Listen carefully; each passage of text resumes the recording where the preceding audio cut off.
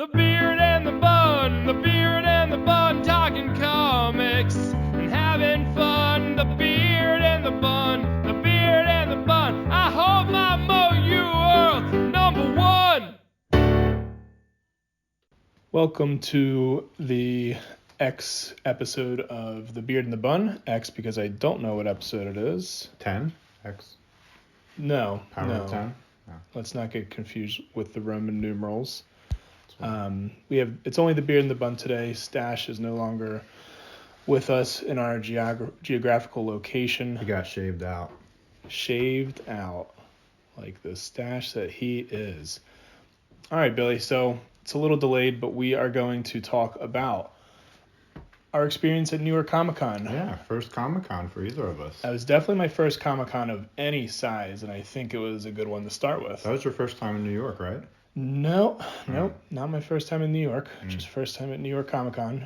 First time at that center. What was it called? The Javits Center. Not huge Joffrey. place. We went on Sunday, which was awesome because we got the tail end of everything. I feel like we got some deals with our purchases. So the first thing we kind of learned, or at least I kind of learned, was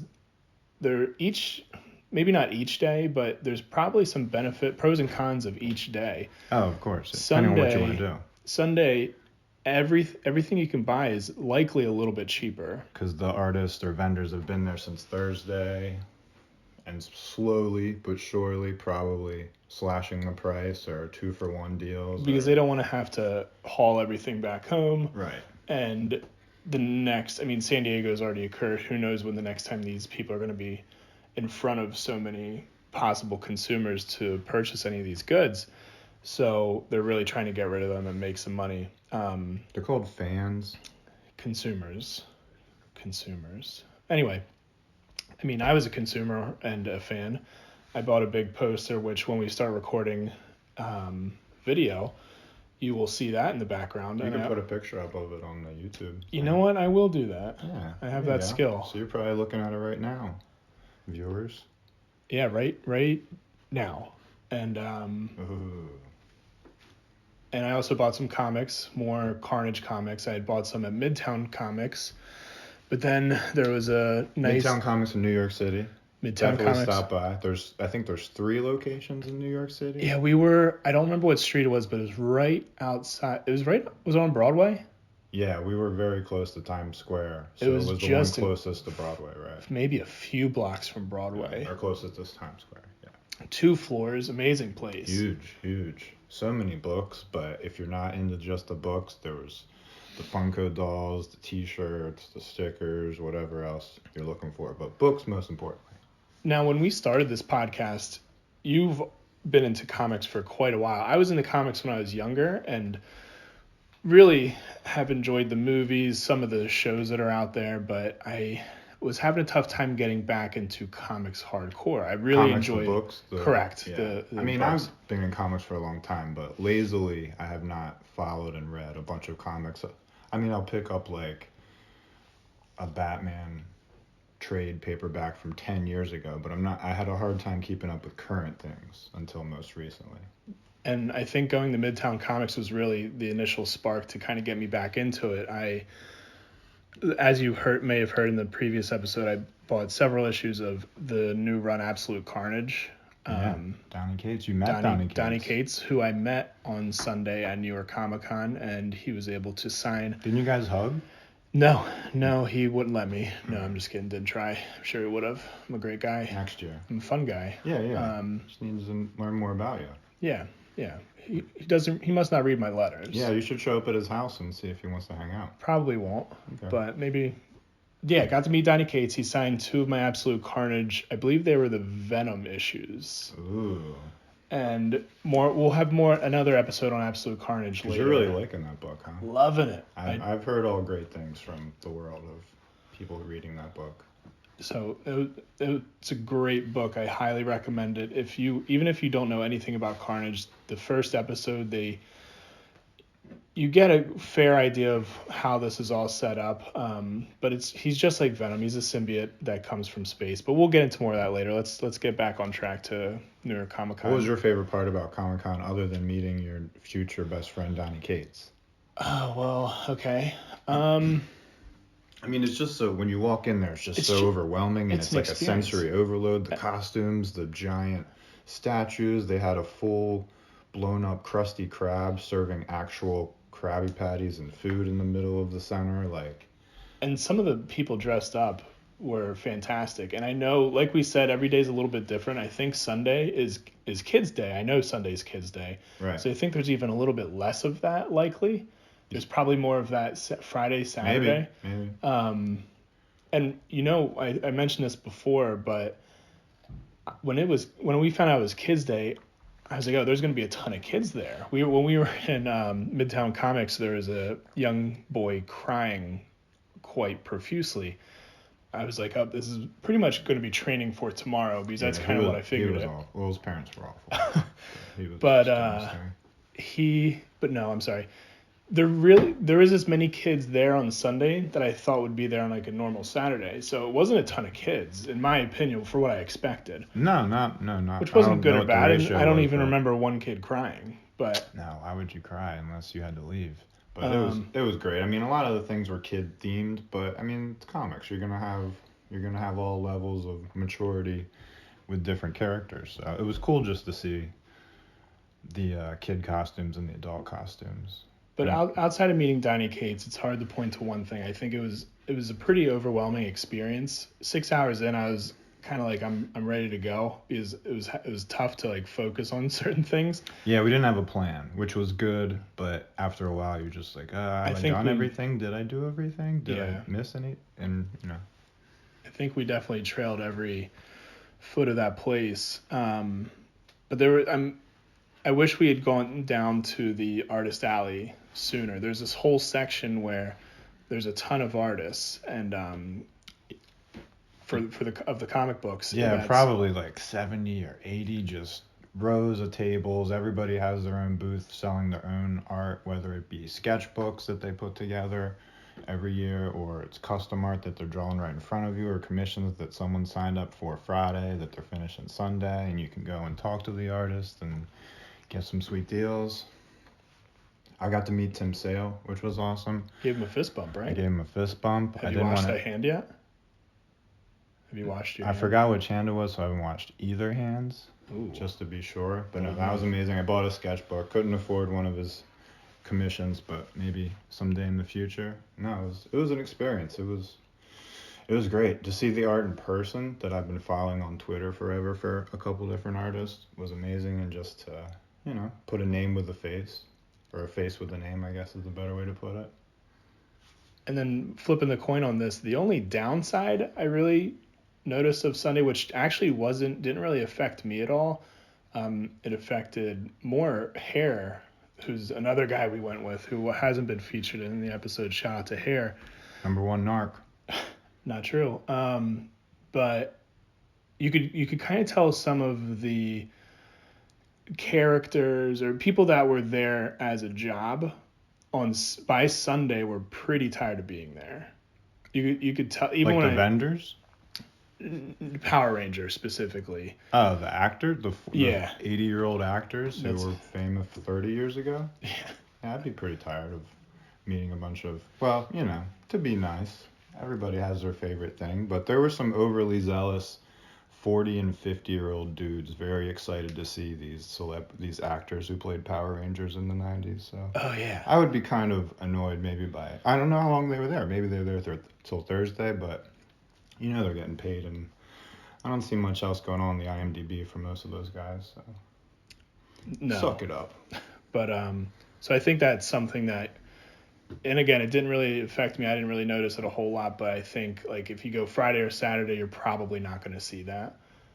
No, I'm sure. A lot more enthusiasm right off the bat. And I couldn't imagine Donny being there for 4 days, even if you were the biggest fan of Comic-Con. And you mean you're shaking 1,000 hands a day, you're meeting all these people. Yeah, it'd be tough. Donny Cates is great though. It definitely didn't seem to affect him. No, artists are great. I think just Power Rangers, go. What was your favorite part, other than meeting Tim Sale? Yeah, probably the artist alley, but I'm glad that I waited till the end, or I probably would have spent a lot more money. But I mean, it was all great. I like just walking around aimlessly. I got lost a couple times, which was fun. Just seeing the walls of comic books, the boxes of $1 comics, people rifling through with their list of things they wanted to get, all the costumes, meeting the independent artists and authors writing these comics. I got a couple comics for free, got a couple comics for $1, just like really interesting premises of artists and comics I've never heard of, original characters. So that was cool. So we talked about Artist Alley, both of us. That was something we really enjoyed, but it wasn't, the artists weren't only down in the alley. There was some up on the top floor as well. Specifically, the one I recall, I can't remember the name of his comic. It very much seemed like a satire comic, but it was about Rockverse Man. Rockverse Man. Yeah. Okay, good memory.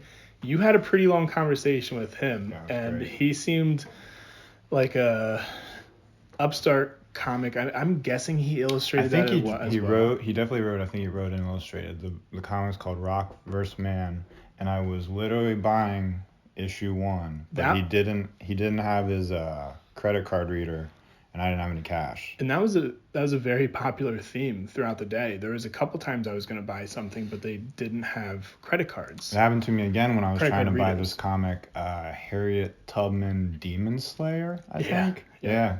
That's thanks for them. So, I mean, I'm not sure what the decision making going into that is all about, but I know people definitely lost out on, $50 to $100 just from the 4 of us that had gone. So maybe next year they'll change their mind. Man vs. Rock. Man vs. Rock. I think it's on volume 5. Oh, nope, I'm wrong. That was 2 years ago. So it's written by Kevin Bieber and Victor DeTroy. Art by Jared Lamp. So I don't know if it was done differently when it first started. This guy was a salesman.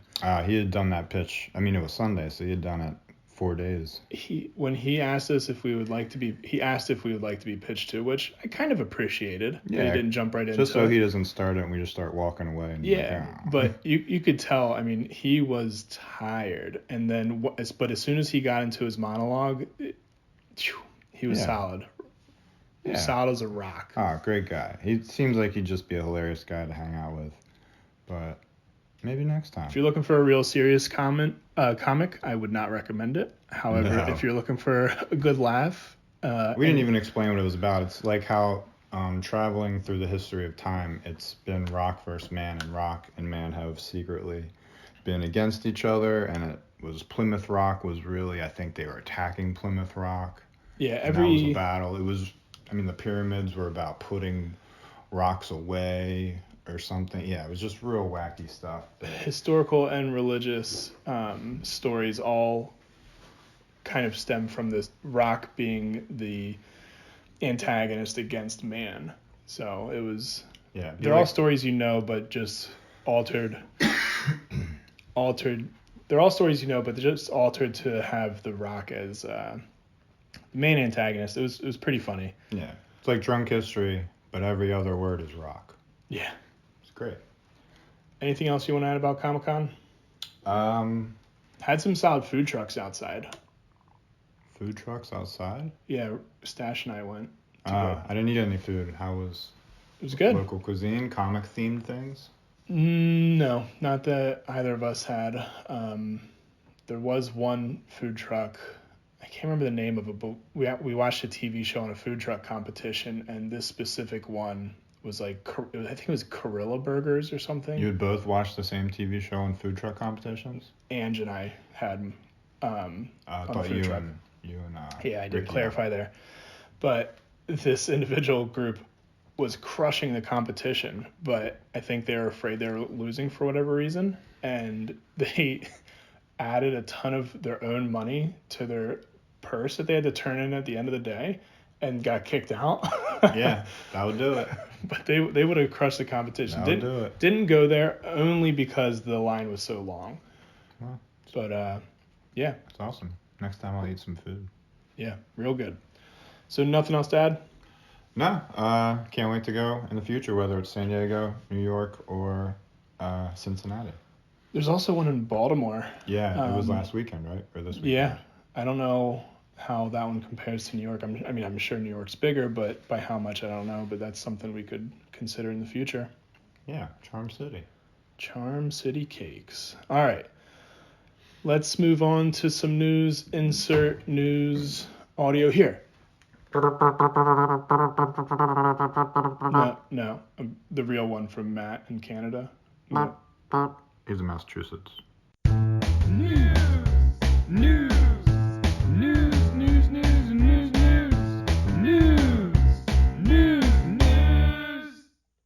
So, Jonathan Hickman, who is recently pretty well known for redefining the X-Men and Fantastic Four. Yeah, he was, so speaking of the MCU, not that we were, sorry. Jonathan Hickman was the one who came up with Hydra infiltrating S.H.I.E.L.D. in Secret Wars.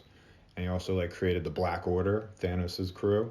Like, he created all those characters, which somehow made it to a billion-dollar movie. Okay. So he's everybody's favorite Fantastic Four and X-Men guy most recently, I think. But it seems like he's going to be passing on this story to Chip Zdarsky, who's going to be the writer, and then the art by Terry and Rachel Dodson. They're going to be doing a Fantastic Four X-Men crossover. Oh. Zdarsky goes on to say, "I never usually get to say this with my books, but this series will have repercussions for years to come in Marvel Universe, which is incredibly cool.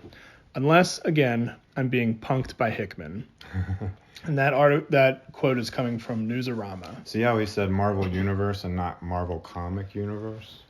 So there's a thought that this could be translated into big screen or even the little screen to some degree. Yeah, Hickman had a direct quote from himself a couple weeks ago where he was like, he's saying how he was excited to see the things he's planning out years to come to make it into other forms of media, which I assume they love what he's doing with X-Men. They loved what he's done with things. That's why you've seen him in the MCU like we talked about. So there's a very strong chance that if you're into like getting spec comic books, like comic books that'll teach you about what the MCU is going to do in the future, look no further than Jonathan Hickman for sure.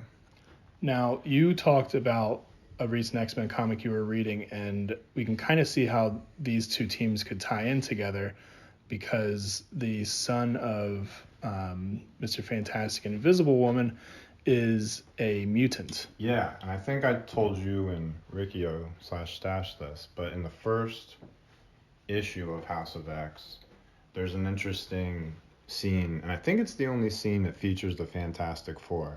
It's Sabretooth and Mystique and maybe Toad are like doing some illegal activity, some robbery or something.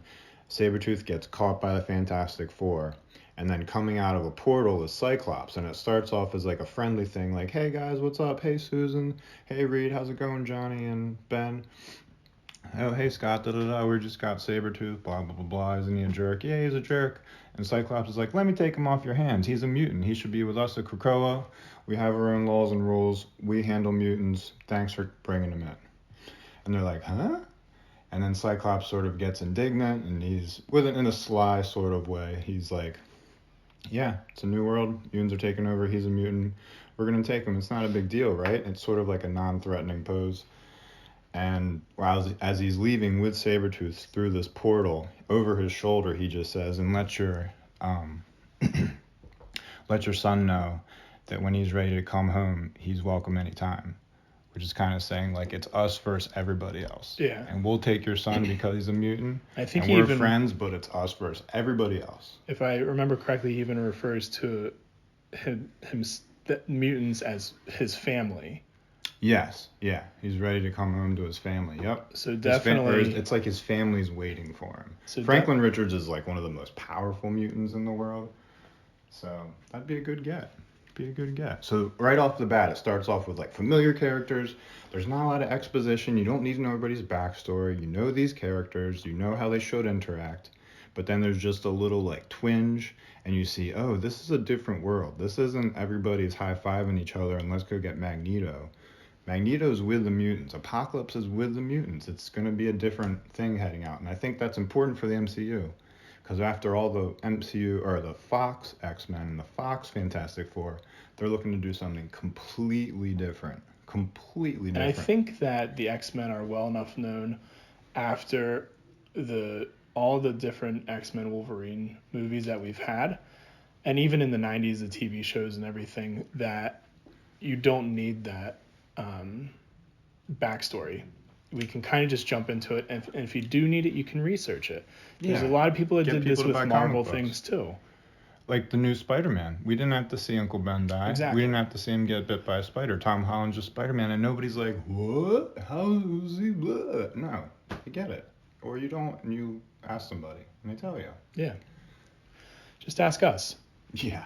All Email beard@gmail.com. You'll get a return do not reply email. No, it's got to be something. Okay. So moving on. The CW has ordered 9 more episodes of Warner Brothers Television Batwoman. That brings the first season up to 22 episodes. I haven't seen a single minute of this, but I know Ruby Rose is a killer actress. How many episodes have been out? I don't know how many have been out, but they ordered 9 more. So they must have filmed like 13. 13, and then it must have released and gotten a good buzz, or the whatever CW and WB are liking what they're seeing. Yeah, it says Batwoman's DVR and streaming viewing is particularly strong within the first 7 days of an episode releasing. So, but now the reason I put this on is obviously we haven't seen it, so there's not much for us to talk about on that end. But this is going to be a trend we're seeing from here on out. This is going to be the first ARROWVERSE show that's not signed on to later show up on Netflix. I watched the first several seasons of The Flash. I've watched at least one season of Superwoman, and it's all because they went to Netflix. Who's Superwoman? Supergirl, Carol Danvers, the real Carol Danvers. Right. I don't even know if that's true. Yeah. Well, no, it is Carol Danvers. It's Kara. It's not Carol Danvers. That's Captain Marvel. That's the interesting part. Kara Danvers. Okay, correction. Kara Danvers, not Carol Danvers. That's really close. So I had seen those shows and seasons and enjoyed them because they were on Netflix. Marvel's already pretty much pulled out of Netflix. It seems like the DC, or at least CW, is. Not that DC was ever really with them, but the CW at least is pulling out of there. So are you familiar with the DC app, like the DC Universe app? I know of it. So they had Titans, Doom Patrol, Swamp Thing. Yep. They canceled Swamp Thing. Titans is going forth right now with season 2. Yep. Doom Patrol is filming season 2, but there's word on the interwebs that they're either going to put everything on the DC universe or shut that down completely and put stuff on the WB universe, because WB Warner Brothers is making their own Netflix type app. Okay. And then there's also going to be alignment with HBO, because Warner Brothers and HBO are the same thing. Mm-hmm. So they're going to do like rated R stuff on HBO. Okay. So I don't know what example of that would be. Maybe Titans is on HBO. I don't know. I've never seen that show, but. All right. So just a little update for that one. Next, we're going on to a new comic that's going to feature Spider-Man Noir. So if you saw Into the Spider-Verse, Spider-Man Noir is the Spider-Man that's all blacked out. It's just kind of that noir theme. Based on the noir comics, they were kind of like an Elseworlds comics. I've read the X-Men one and maybe the Iron Man one. I think Scott Snyder actually wrote the Spider-Man one. Oh, yeah? That might have been like one of his first writing gigs. But the character was really popular in the Spider-Verse movie, voiced by Nicolas Cage. Didn't have a lot to say, but good one clips. It was a good sort of yin to the yang of all the bright colors of that movie. Yes, and I'm not real up to date with all the Spider-Man Noir comics, but apparently he passed away or died in a previous comic, and answers to those questions that fans may be having will be addressed in the upcoming comic. I probably won't read that, but cool. And that's by Marvel's Devin Lewis. Devin. We'll have all the answers. All right, so Jonathan Hickman, who we've already referenced once in today's episode, will bring back the giant-size X-Men title. And this time it's going to be in more of a series focusing on the different characters created alongside different artists. The first episode is going to be Jean Grey. What did I say? Episode. The first episode issue will be Jean Grey and Emma Frost and their complicated relationship as they team up to rescue one that goes by Storm. That's cool. So, an interesting part, it's funny that they have a story titled Jean Grey and Emma Frost. A big part of the Jonathan Hickman's new House of X series. You have all the characters that you've grown up loving, and their personalities are pretty much the same. And everybody knows there's been a huge love triangle between Jean Grey, Cyclops, and Wolverine. Not really a love triangle. Wolverine and Jean Grey have never really hooked up, I don't think, except for a couple different takes on the characters. And then in more recent comics, Cyclops and Emma Frost have hooked up when Jean was supposedly dead. What it looks like, as far as like not in text, but in pictures and insinuations, is Wolverine, Emma Frost, Cyclops, Jean Grey have an open relationship, especially Wolverine, Cyclops, and Jean Grey. And Scott, Jean, and Emma Frost have an open relationship. I doubt Wolverine and Emma Frost are hooking up, but it seems like those other three are sort of like openly holding hands, and their rooms are right next to each other in the compound, and there's a lot of talk about how it's like a free love sort of environment, all mutants for everybody. And this is even outside the new Krakoa, or is that something that's been shown? They're in Krakoa. And Krakoa, just for reference, is the new island that the mutants have kind of created to just hold their own against the world. It's their nation. It's a living island. The island is a mutant. Like a the sovereign island has state. Rights. Yeah. All right. So Joker has surpassed Deadpool as the highest grossing rated R film of all time. It's at the time of this article, is currently sitting at $788 million, and it's expected to be the first R-rated film to cross the $800 million mark over this weekend. Wow. Have you seen it yet? Nah. I'll wait till it comes out on demand or something. Yeah, Stash gave us a pretty solid rundown of it, and I've heard from other people about how great it was. It seems like it was really good. It seems like everybody I've talked to has really enjoyed it. One person I don't think enjoyed it very much was the Joker from Suicide, whose name is escaping me right Jared now. Leto. Jared Leto doesn't... I think there's a little jelliness going on there. Yeah, he's probably very bummed out. I've heard it's a great movie. I've heard Joaquin Phoenix is amazing. I've heard it looks wonderful. It's like set in 1979. It's like beautiful. I just look at it as an Elseworld story. It's not my Joker. All this, I don't want to feel sorry for Joker. I don't care about Joker's past. I want it to be an enigma like Wolverine. I don't want to know their past. That's what makes it interesting. But I'm glad this movie exists. I hope it gets other R-rated superhero movies made. I'd love to see an R-rated Punisher movie or even an R-rated Batman movie or something. But I'll watch it when it comes out on demand. But it's not my Joker. No, not your Joker. Sony released a trailer of Vin Diesel playing Bloodshot, which is set to hit theaters in February 2020, so not that far away, obviously because we have a trailer. Just no one really cares about Bloodshot, I don't think. Okay. But yeah, no, this has been happening for a little bit. I think it was one of those movies where people were like, is this really going to get made? Like, you hear about a lot of these movies where it's like, so-and-so wants to make this movie, or Rock's going to be the Black Adam 10 years ago or something. And you're just like, yeah, I'll see when I believe. So it's cool.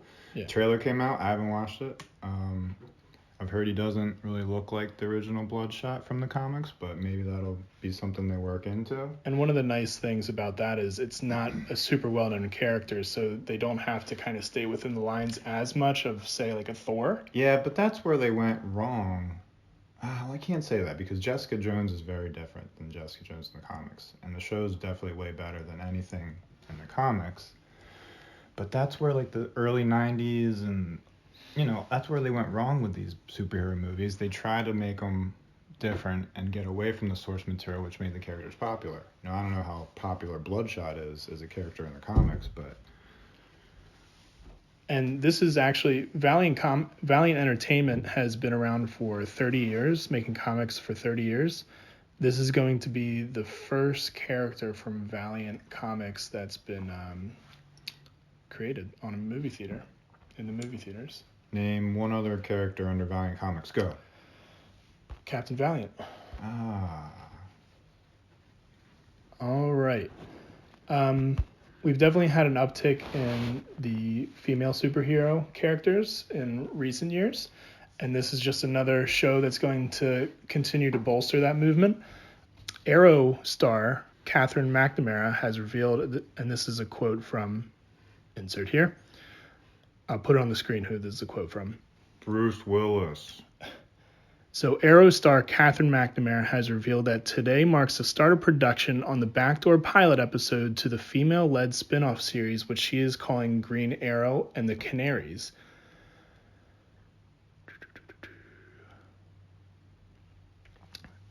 The series will star and presumably be the Arrow episode. The series will star McNamara alongside longtime Arrow veterans Juliana Harkvey and Katie Cassidy Rogers, reprising their roles as Mia Smoke, Dinah Drake, and Laurel Lance, respectively.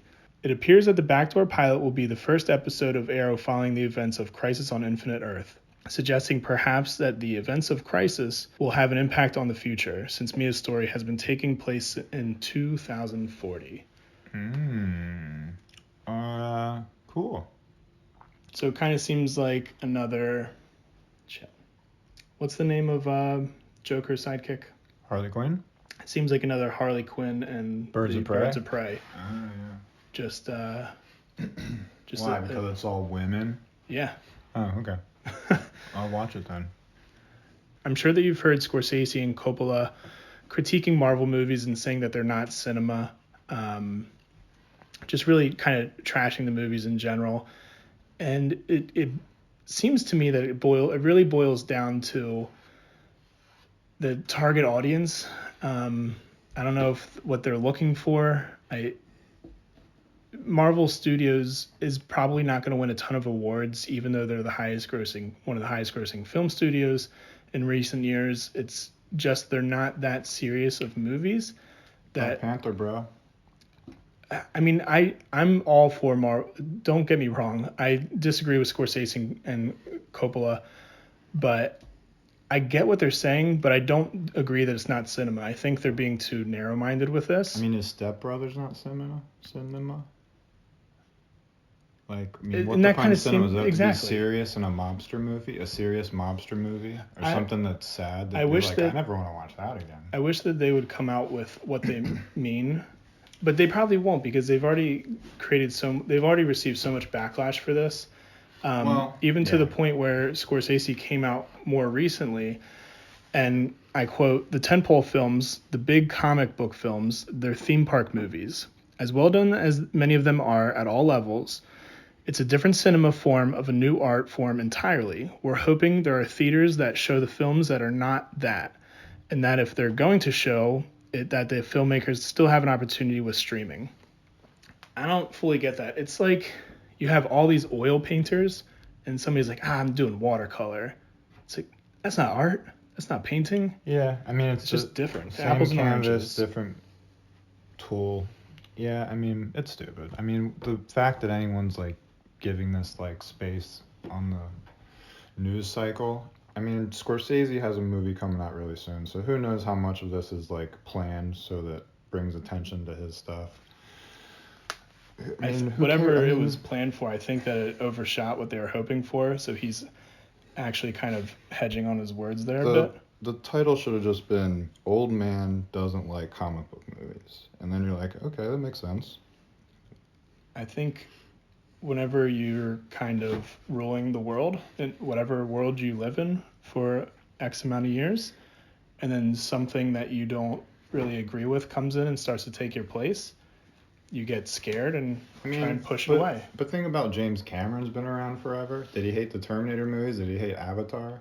Like, he's just like, they see that they can't get away with the BS that they've been doing with these silly movies. I think the difference is James Cameron's one person. This is a whole studio kind of putting out several movies a year versus one movie a year maybe. But it's not, but it's different characters. It's not like we're getting the new Indiana Jones movie every year. I mean, Ant-Man's a heist movie. Black Panther's like a Hamlet story. Like, I completely agree. Yeah, I mean, 7-year-old man gets angry about comic book movies that he's never seen. That should be the title of the article. And I actually have one more piece that I want to talk to you about that was kind of exciting to me, and then we'll wrap it up after that. I have one thing, too. Okay. Sebastian Stan replied recently when asked which of the two arms he preferred. He said, the one from Wakanda has a couple more features that we haven't explored yet, so I think I like that one, but I miss the old star. I do. There was something about that. I don't know. Maybe I'll have to get it back.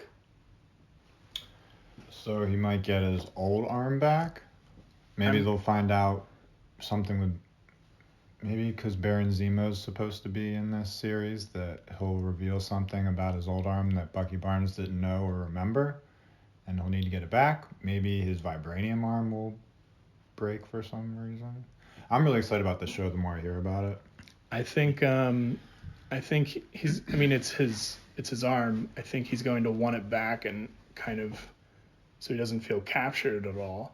But then I'm excited to see what his Wakandan arm can do, because you have to think that there's some advanced tech in it.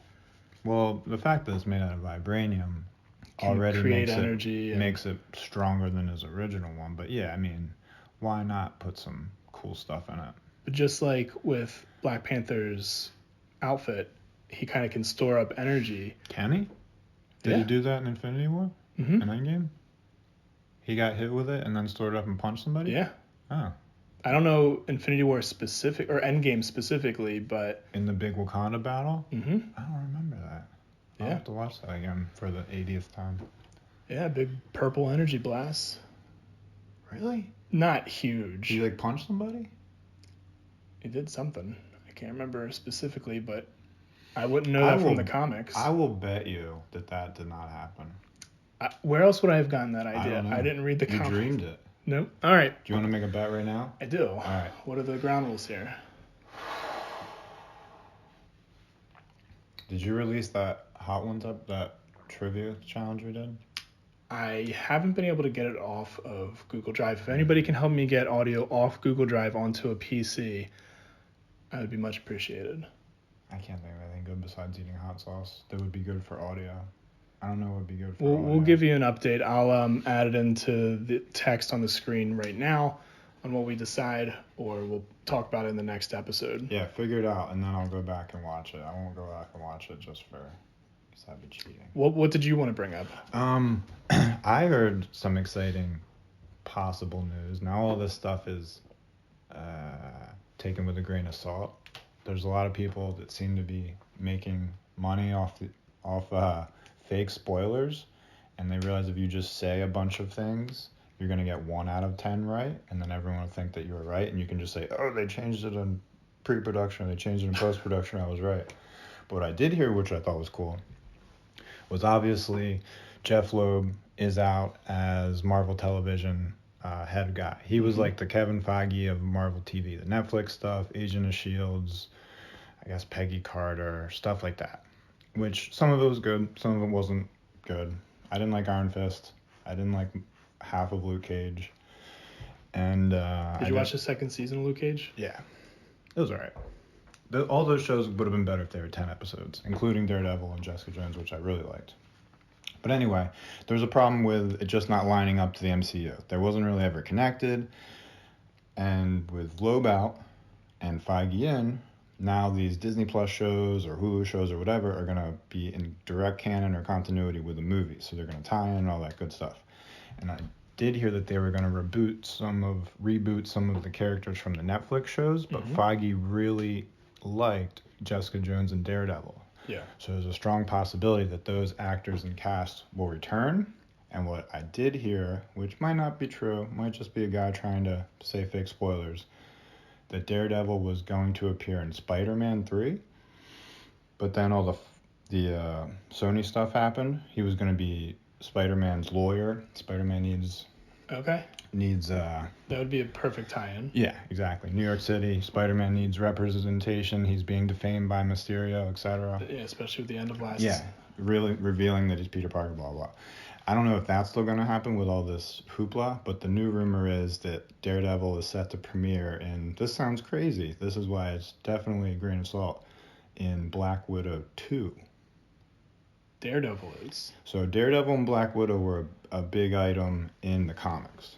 Black Widow actually, I think, appeared first in a Daredevil comic, if I remember correctly. And they dated and they were like a yin and yang, sort of, because Black Widow in the comics is way different. Not way different, but so there's already going to be a Black Widow 2? That's why this rumor is pretty weird. I mean, I've heard good things about Black Widow. People are saying it's going to be awesome. They could possibly set up a Black Widow 2 already. It's just hard to imagine with how her story ended in Endgame. Well, this would obviously be another prequel. Well, I don't know. I mean, this might not even be true. It might be a prequel, just like Black Widow 1. I hope there's a 2, because that means this upcoming one is going to be amazing.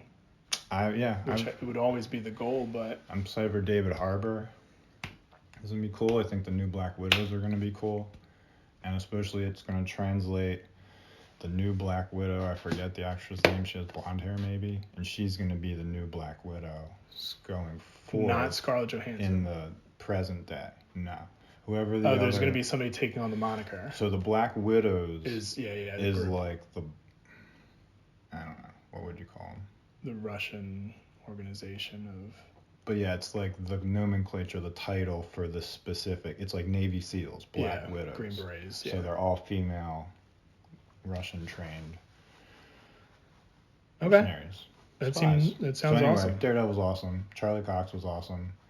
I hope they keep Kingpin. They can even keep Karen Page. I don't care. All right. And the last thing I wanted to say that's completely unrelated to comics is that and since we post this on YouTube, I feel that this is a good word to kind of spread. And if you're listening to this point, I really hope that you'll go look at this video. But YouTuber Mr. Beast, when he crossed his 20 million subscriber number, he asked what he should do to celebrate. And there's a lot of people that thought that he should plant 20 million trees. And over the past 6 months since that occurred, he has met up with Mark Rober, who's another really popular YouTube creator, and they've kind of planned out with a arbor organization that they're going to do this within the next couple years. There's already been thousands of trees planted. If you search Mr. Beast Team Trees, I'm sure you'll find it. And for every $1 you donate, this arbor organization will plant 1 tree. So last night, they were approaching the $600,000 mark, and that was, I think, within 24 to 48 hours of this starting. So really a good idea. Help save the earth. How many YouTube subscribers do we have? 12. Oh, yeah? Yeah. I'm one of them. Trees. Yeah, I'm one of them, too. I think I probably have 2 accounts that are subscribed. So we can plant 9 trees. $9, 9 trees. All right, that is it for this episode. Thank you very much for listening. Please like and subscribe if you enjoy it. Have a great day. Bye, guys.